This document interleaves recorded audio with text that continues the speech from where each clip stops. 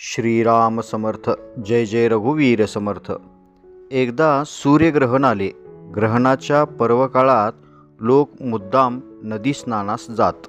ग्रहणाच्या निमित्ताने बरेच लोक श्री तुकामाईंच्या दर्शनास आले होते.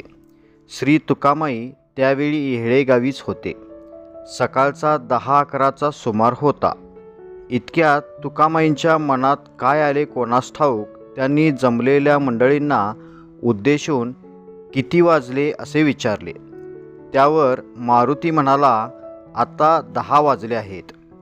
तेव्हा तुकामाई म्हणाले, अरे आज ग्रहण पर्वकाळ आहे, गंगा स्नान करायला पाहिजे. तेव्हा जमलेली सर्व मंडळी म्हणाली, आता गंगा स्नान अशक्य आहे. नांदेड 16 कोस दूर आहे व आपण 1 तासांत घोड्यावरून सुद्धा तेथे पोचणार नाही, कारण पर्वकाळ 11 वाजता होता.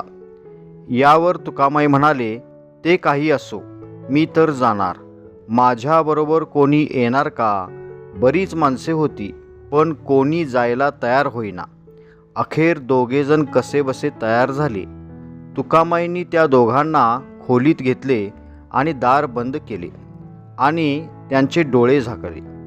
आणि काय आश्चर्य, एका क्षणात ते तिघेजण नांदेडला गंगा किनारी उभे राहिले.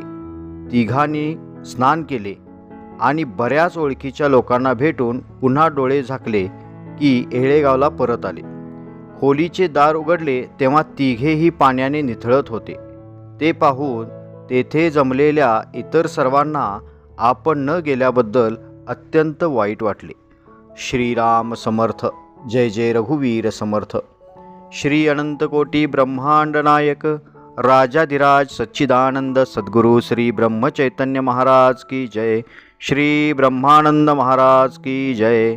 जय जय रघुवीर समर्थ. श्रीराम समर्थ.